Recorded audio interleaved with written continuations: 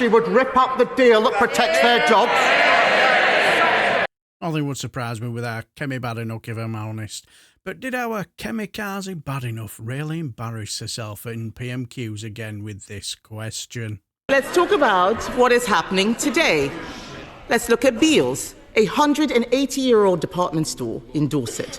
They survived 2 world wars and the winter of discontent. But they couldn't survive this Labour government. Beals is having, and I quote, Mr. Speaker, a Rachel Reeves closing down sale. What does the Prime Minister have to say to all the people who have lost their jobs? Mr. Speaker, nobody wants to see job losses, but she must be the only person left in the country who thinks the economy was booming after the last government. We've created new jobs, record investment, trade deals that they tried. The India deal, I think they tried for 8 years and failed. We did that deal. They talked about a US deal. We did that deal. We tend to get a stronger relationship with the EU. The former trade minister must be the only former trade minister who's against all trade deals which boost our economy. She says she's against the India deal, even though it's got the same provisions she put on the table. She's against the US deal, even though it saves thousands of jobs in car manufacturing. And Mr. Speaker, most absurdly, she says she's going to rip up the EU deal when she hasn't even seen what's on the page. They're reduced to a brain rot. A once great political party is sliding into brain-dead oblivion. Mr. Speaker, I'm very happy to welcome his tiny tariff deal, but the fact is, it has put us in a worse position than we were in March. He should not over-egg the pudding. We'll get to the tiny tariff nonsense later on. Now, one thing is for certain when it comes to Badenoch, her political research is usually from the Telegraph, and that's it. Well, I usually listen to PMQs on LBC, and after it's finished, then I'll listen to their political editor and James O'Brien to listen to what they have to say. Well, when it came to this Rachel Reeves closing down sale, James O'Brien had something very interesting to say.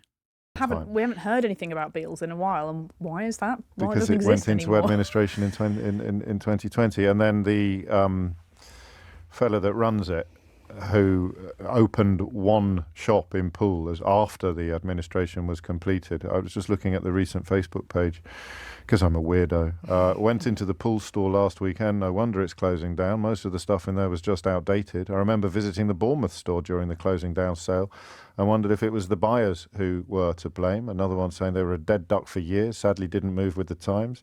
Perhaps if your business cannot survive without paying staff a fair salary, it's no longer viable. Outdated department style farmer. How long did the Bournemouth one close down? It's been circling the drain for years. I guess management is looking to shift the blame. This in response to a Daily Telegraph story from 5 days ago, claiming that a department store was holding a Rachel Reeves closing down sale, but not mentioning, A, that the CEO, whose name is Tony Brown, is a fully paid up member of the Conservative Party, B, that Beals reported a £6 million loss in 2013, closed 10 stores in 2016 and went into complete administration in 2020, or indeed C, that the company that has now they reopened 3 stores shortly afterwards. 2 of them shut, and only the one in Poole survived. So how is this all Rachel Reeves' fault? It's all Rachel Reeves' fault. Well, it's because it's in the Telegraph, so I imagine Shouldn't that'd be they have just why. Googled it? They could have just Googled. You know what I Googled? Yeah. Because Timothy texted me to tell me that he lives in the area. Beals went into administration in 2020, so I thought he can't have got that right. Kemi Badenoch told us she never makes gaffes. She never makes a gaff. She never has to apologise because she never says anything wrong. So I literally just Googled Beals administration and found all of the things that it didn't even last the pandemic. Didn't even go into the pandemic. But yes, that's a pretty big one, isn't it? And just really raises the question: who are these people in Tory head office? Have they fired everybody, including their research department? They really need to be getting this stuff right. It's pretty basic stuff, and it's obviously a very hot topic. It's a good topic to go on. There are lots of reasons why I think people feel that the economy isn't doing as well as it could do, and it's a good topic to go on. But if she can't get basic facts right about this, then that really puts her in a really poor position. Certainly does, doesn't it? Now, can you imagine if the Tories actually had a leader that you had to take seriously? You know, someone who wasn't a complete arrogant idiot, especially with the next clown that looks like will be following her. on his bob. Oh dear. Can you imagine? Starmer would be in all sorts of problems, wouldn't he? But what do you expect from someone who's so far up themselves, especially with her tiny tariff and over-egging the pudding line as well? Oh, and nor can she really get much traction on trade deals because, I mean, she didn't sign any. I'm sorry, but actually that's mad, isn't it? Like, Yeah. I know your feelings very strongly on these trade deals. Yes. And, she's now completely flipping on that and saying, oh, it's a tiny, tiny tariff trade deal. Why are you bothering? Well, why did you bother signing all of these memorandums She of announced understanding things that with didn't everybody? actually change anything. Yeah, and Starmer has improved the situation we were in before he signed it, Exactly. albeit that because Donald Trump is Donald Trump, it leaves him in a Yeah. situation worse than the one he was in under Joe Biden. And I will always defend the idea of these memorandum of understanding Will trade you? as whatever. Yeah, because I think it's better than nothing. Is it though? Yeah. I think I'll fight you on that one. So you think that this Strap. trade deal that the Keir Starmer has Well, it's got numbers in signed it. has got something. Well, I just think if it's It's going got to numbers say, in it. The tariff was X, and now it's X Yes. minus Y. Exactly. Whereas, So it's worth doing. It's yeah, better that than is. nothing. But the Badenoch stuff was just we promised to be nice to each other in the future. Yeah, true. Yes, but there I still think it's worth wasn't much of a having this. fight. No, I think so. It might not be shifting the economy by 2, 3, 4% Sure. or whatever, but I do think that it's better to have these memorandums of understanding, these mini trailers are better than absolutely nothing at all, and having these relationships is a good thing. But I agree that the Conservatives have talked them up to be far more than they actually are, and this Labour government, of course, is talking this trade deal up to be far more than it is. It's a carve out of some specific trade tariffs. It's not going to have a huge impact on our economy, and we are still looking at tariffs hitting the economy to the tune of potentially tens of millions of pounds.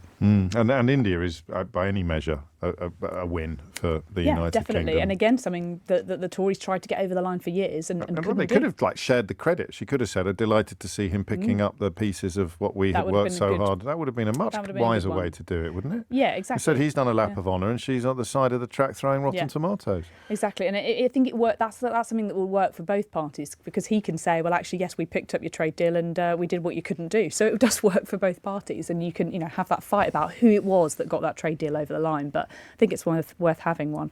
And then Brexit. I know we don't bring it up very often on this programme, but Brexit was all about being able to sign trade deals with Totally. people like India. Keir Starmer didn't want to do blooming Brexit. does Kemi not want Badenoch to. did, and now they've done a trade deal with India, and she's poo-pooing it, and he's celebrating it. The tables have turned. Everything's gone bonkers, It has, hasn't it's it? gone Absolutely. Everything's gone bonkers, hasn't it? Badenoch voted for Brexit to make these sorts of deals possible, is now shitting all over them, while Starmer, who didn't want to do these sorts of deals, who voted for Remain, gets a deal over the line that the Tories couldn't. But I do agree with both Natashia, Clarke and James O'Brien, so to speak, as well.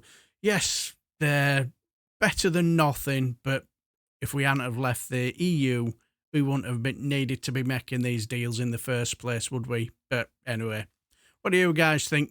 The Beale's gaff shows how incompetent she really is. Also, that tiny tariff line.